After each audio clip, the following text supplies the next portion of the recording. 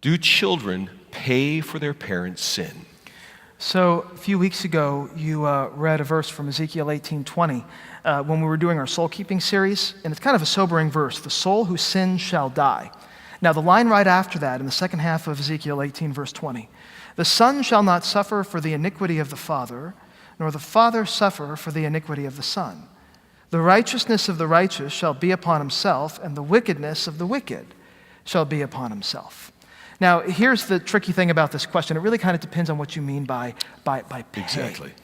Does it mean that somehow God is going to say, hey, your great-great-great-great-grandfather did this, and so you're going to have to pay up? No, Jesus pays for all sins. However, parents, grandparents, you do set an example. If you read through the stories of the kings in the Old Testament, here's what you begin to notice.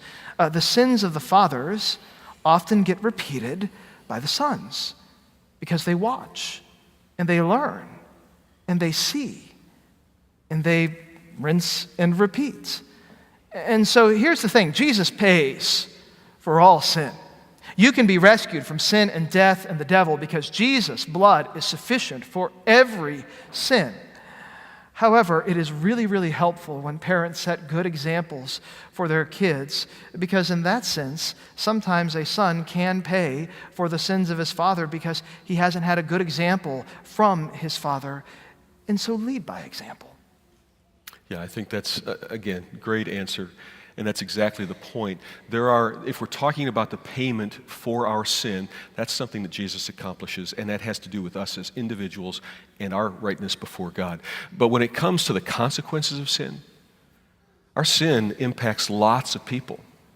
And oftentimes, our mistakes, our misjudgments, our wrongdoings have an impact not only on those who come after us, but immediately it impacts us. If a father decides to abandon his family, it's certainly the kids pay for that father's sin in many, many ways, not because they take accountability for his sin, but they suffer the consequences. And so it really, I think, depends on how you're asking the question. It's yes and no. But I think that the heart of the question has to do with what you said originally. Our relationship with God and the consequences of our sin before God are individual.